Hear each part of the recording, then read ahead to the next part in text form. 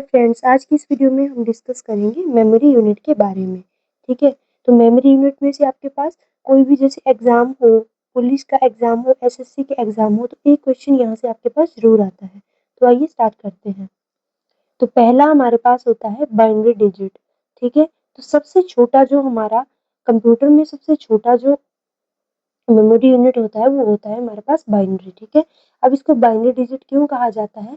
क्योंकि इसको हम जो बाइनरी डिजिट होता है उसको हम 0 या 1 से रिप्रेजेंट करते हैं। ठीक है, और ये हमारे पास सबसे स्मॉलेस्ट जो है वो यूनिट होता है। ठीक है, तो हमारे पास अगर क्वेश्चन आ गया कि सबसे स्मॉलेस्ट यूनिट कौन सी होती है कंप्यूटर की, तो आप क्या लिखेंगे? बाइनरी। ठीक है, और सबसे छोटा यूनिट कौन सा होता है? 1 बिट होता है आपके पास। ठीक है, आगे हमारे पास आ गया 1 निबल। ठीक है, जो 1 निबल होता है वो होता है 4 बिट्स के इक्वल। ठीक है, सबसे पहला होता है बिट, दूसरा हमारे पास आ गया 1 nibble is equal to 4 bits. और ये क्वेश्चन आपके पास मैक्सिमम टाइम पूछा जाता है किसी भी एग्जाम में कि 1 निबल किसके इक्वल होता है। थर्ड हमारे पास आ गया 1 बाइट। 1 बाइट किसके इक्वल होता है? 1 बाइट हमारे पास होता है 8 बिट्स के इक्वल। ठीक है, नेक्स्ट हमारे पास आ गया 1 किलो बाइट। 1 केबी भी आप इसको बोल सकते हैं। कई बार आपके पास इनकी फुल फॉर्म पूछ ली जाती है कि केबी को क्या बोला जाता है, एमबी को क्या बोला जाता है, जीबी को क्या बोला जाता है। तो आपको ये दोनों नेम ही पता होने चाहिए। ठीक है, तो 1 केबी हमारे पास हो गया 1024 बाइट। ठीक है, 1024 बाइट के इक्वल हमारे पास 1 केबी हो गया। अगला आ गया हमारे पास 1 मेगाबाइट। 1 मेगाबाइट होता है 1024 केबी के इक्वल। ठीक है, अगला हमारे पास आ गया 1 गीगाबाइट। 1 गीगाबाइट किसके इक्वल होता है? 1024 एमबी के। ठीक है, 1 मेगाबाइट के। ठीक है, यहाँ तक आपको अंडरस्टूड हो गया होगा। ठीक है, अब यहाँ से आगे हमारे पास चलेगा कंप्यूटर मेमोरी यूनिट का लार्जेस्ट साइज। ठीक है, तो यहाँ तक आपको समझ में आ गया होगा। ठीक है, सबसे पहले मैंने आपको बताया कि स्मॉलेस्ट यूनिट होता है हमारे पास बाइनरी। ठीक है, बाइनरी मीन्स 0 और 1। ठीक है, कंप्यूटर सिस्टम में हमारा जितना भी डेटा स्टोर होता है वो 0 और 1 की फॉर्म में ही आपके पास होता है। आगे मैंने आपको बताया कि 1 nibble is equal to 4 bytes.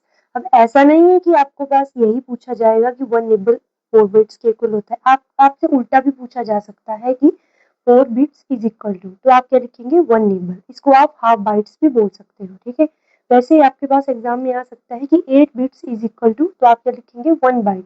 तो आपको दोनों तरफ से क्वेश्चन जो है पूछा जा सकता है, ऐसा नहीं है कि यहाँ से ही पूछा जाएगा। ठीक है, तो यहाँ तक 1 जीबी तक आपको समझ में आ गया होगा। आइए अब आगे स्टार्ट करते हैं। आगे हमारे पास होता है 1 टेराबाइट। ठीक है, 1 टेराबाइट मतलब 1 टीबी। 1 टेराबाइट होता है 1024 जीबी के इक्वल। ठीक है, नेक्स्ट हमारे पास हो गया 1 पेटाबाइट। तो 1 TB is equal to 1024 terabyte. अगर आप इसको सीक्वेंस में याद करेंगे तो आपको इजीली हो जाएगा इसको अंडरस्टूड करना, क्योंकि जैसे अब 1 एक्साबाइट, तो एक्साबाइट किसके इक्वल होगा? 1024 पेटाबाइट के। ये हर एक जो है टर्म के साथ ये पीछे वाले का ही नाम जुड़ता है। ठीक है, तो आपको ये प्रॉपर सीक्वेंस में याद होने चाहिए। नेक्स्ट आ गया हमारे पास 1 जीटाबाइट, 1 जेडबी। 1 जीटाबाइट हमारे पास होता है 1024 एक्साबाइट के इक्वल। नेक्स्ट आ गया हमारे पास 1 योटाबाइट। 1 yotta means 1 YB. ठीक है, ये हमारे पास होता है 1024 जेडबी। ZB means zettabyte. तो मैंने आपको फिर बता दिया कि आपसे दोनों तरफ से क्वेश्चन आंसरिंग हो सकती है। ठीक है, कि 1024 ईबी इज इक्वल टू, तो आप लिखोगे 1 जीटाबाइट। और फुल फॉर्म भी आपसे पूछी जा सकती है कि जेडबी की फुल फॉर्म क्या होती है, तो आपको पता होना चाहिए कि इसको जीटाबाइट बोला जाता है। ठीक है, next 1 yottabyte YB is equal to 1024 zettabyte हो गया।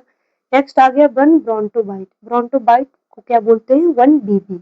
ये किसके इक्वल आ गया? ये आ गया 1024 योटाबाइट के इक्वल, मतलब वाईबी के इक्वल। ठीक है, लास्ट हमारे पास आ गया 1 जियो बाइट। अब इसको जियो बाइट क्यों बोला जा रहा है? 1 जीबी। ठीक है, GB stands for geo byte. ठीक है, तो आपको याद रखना है। अब जो 1 जियो बाइट होता है इसका कोई 1024 का कॉन्सेप्ट है ही नहीं आपके पास। ठीक है, ये आपके पास हाईएस्ट यूनिट होती है। तो अगर बात की जाए स्मॉलेस्ट यूनिट की, तो स्मॉलेस्ट यूनिट हो गई 1 बिट।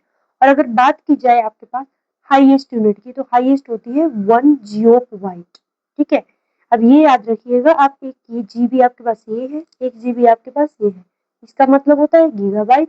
ये इक्वल होता है 1024 एमबी के। और इसका मतलब होता है 1 जियोबाइट और ये इक्वल होता है आपके पास एक किसी के इक्वल नहीं होता है। इसमें 1024 का कॉन्सेप्ट होता ही नहीं है, तभी मैंने यहाँ पे लिखा है नो 1024 कॉन्सेप्ट। ठीक है, ये आपके पास हाईएस्ट यूनिट होता है कंप्यूटर का। ठीक है, कंप्यूटर की मेमोरी यूनिट में ये सबसे हाईएस्ट यूनिट होता है। तो यहाँ से आपके पास बहुत सारे क्वेश्चंस बन सकते हैं। ठीक है, आपके साथ कैसे भी आपसे घुमाकर क्वेश्चन पूछा जा सकता है। ठीक है, जैसे आपसे यहाँ से एकदम से पूछा जाएगा कि 1 पीबी इज इक्वल टू, तो आपको पहले तो पीबी का पता होना चाहिए कि पीबी को क्या बोलते हैं। पीबी को बोलते हैं पेटाबाइट्स।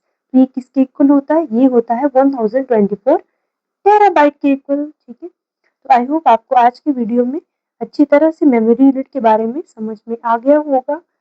अगर आपको हमारा आज का वीडियो अच्छा लगा हो तो लाइक शेयर एंड सब्सक्राइब कीजिएगा हमारे चैनल को और कमेंट में बताइएगा कि आपको नेक्स्ट वीडियो कौन सी चाहिए। Thanks for watching.